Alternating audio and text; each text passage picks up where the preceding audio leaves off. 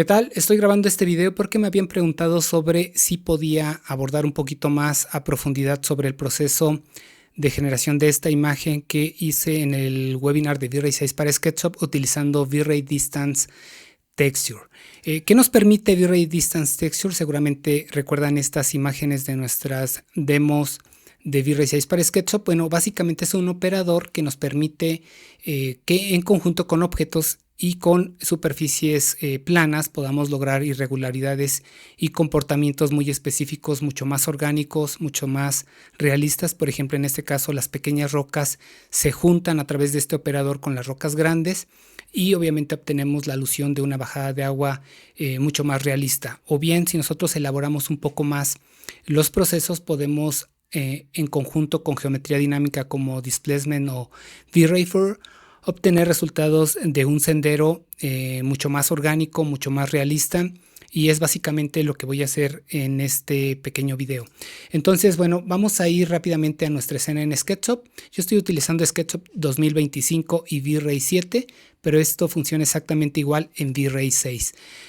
Para ponerlos en contexto, bueno, básicamente tengo mi escena, que es la cámara que previamente vieron, y tengo mi geometría plana, que es la bajada. Tengo un grupo de rocas que son geometrías arbitrarias y obviamente juegan un papel en la composición, pero también van a ser objetos que servirán como operadores para generar irregularidad sobre la superficie de tierra. Entonces, lo primero que voy a hacer es abrir mi V-Ray Frame Buffer y vamos a tratar de ver cuál es el resultado de inicio y posteriormente cuál es el resultado una vez que hemos logrado activar estos operadores. Entonces voy a hacer mi renderizado y aquí pueden ver inmediatamente que pues el resultado es una geometría completamente plana, no es orgánica, lo cual pues me brinda un resultado que no es lo que yo realmente deseo. Entonces lo que voy a hacer es rápidamente guardar un comparativo para posteriormente revisar un antes y un después. Entonces, para empezar a trabajar con Distance Texture, voy a abrir mi V-Ray Asset Editor y lo que haré es ir a mis materiales. Voy a elegir el material que corresponde a el ground, que es básicamente este material, y aquí es donde voy a activar mi operador de Distance Texture. Entonces me voy a ir a los atributos nuevos, voy a agregar un Displacement y dentro del Displacement pues obviamente voy a agregar en el mapa un Distance Texture. Generalmente muchos de los artistas suelen utilizar el mismo mapa de Diffuse en escala de grises y da un resultado bastante bueno. Además, en combinación con un Distance Texture pueden obtener todavía un resultado mucho más interesante. Entonces aquí voy a agregar mi Distance Texture. Aquí está, y una vez que agrego el mapa, pues automáticamente ustedes notarán que la geometría se expande, es decir, se desplaza, pero aquí es donde yo voy a empezar a trabajar con los objetos diciéndole no quiero que se desplace donde se encuentran estas rocas.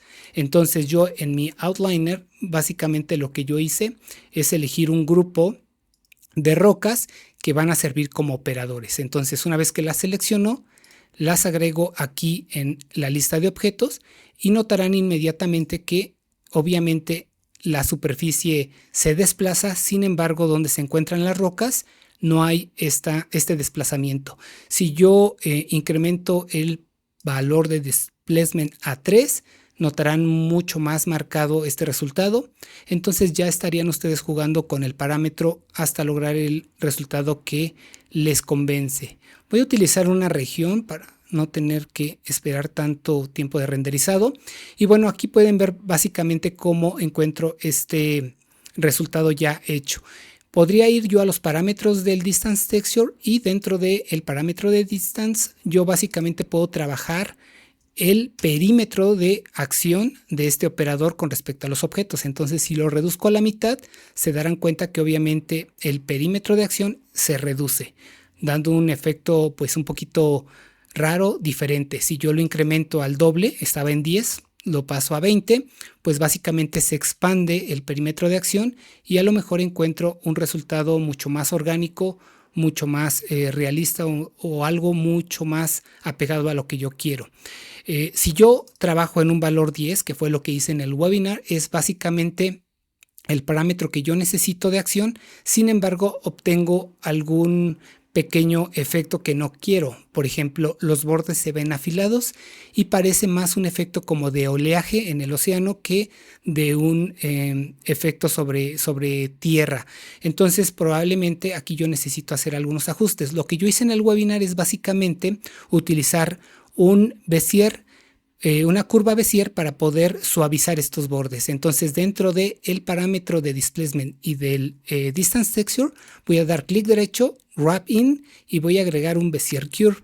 En este caso lo que hice fue básicamente cambiar a monocromático, porque obviamente el distance texture trabaja en escala de grises, y luego selecciono mi punto final, voy a cambiarlo al modo free para poder tener obviamente mi Bezier. Y básicamente lo que hice fue generar esta pequeña curvatura para que mi efecto no estuviera tan marcado. Ahora tengo ya ese borde ya como redondeado, sin embargo, el efecto está muy marcado. Esto es porque mi parámetro de displacement estaba en 3. Seguramente un valor 2 es más que suficiente ya con la combinación de el comportamiento de la curva Bezier. Entonces, bueno, ahí ya podemos ver un resultado pues mucho más acorde a lo que yo necesito. Será una cuestión de ir ajustando según sus referencias, según su proyecto, pero bueno, básicamente así es como voy a utilizar. En este caso no voy a, como voy a utilizar el Distance Texture, en este caso no voy a utilizar Displacement para empujar estas pequeñas roquitas que se ven dentro del mapa de Diffuse. Sin embargo, voy a activar una geometría dinámica que es un V-Ray4, que es básicamente lo mismo. Tiene un mapa Distance Texture con los mismos parámetros, con los mismos objetos que generan un comportamiento, solo que aquí yo tengo un Inside Solid activado para poder generar obviamente que el for solamente en el área donde no hay hundimiento se refleje. Entonces, si yo enciendo mi for, podrá notar básicamente que el comportamiento va a ser solo en esas áreas donde el displacement actuó. Y de esta manera pues ya puedo lograr un resultado en combinación con geometría dinámica, como les mencionaba, con V-Ray4, mucho más realista, mucho más interesante que en un inicio. Entonces básicamente este fue el proceso que yo realicé dentro del webinar. Espero que este proceso les pueda ayudar, les pueda permitir lograr imágenes mucho más realistas. Déjenme hacer un comparativo. Aquí podrán mirar. Esto fue de inicio y posteriormente ya con nuestras combinaciones y ajustes, pues obtenemos un resultado mucho más orgánico. Bueno, muchas gracias por ver este video. Nos vemos en un siguiente video. Hasta pronto.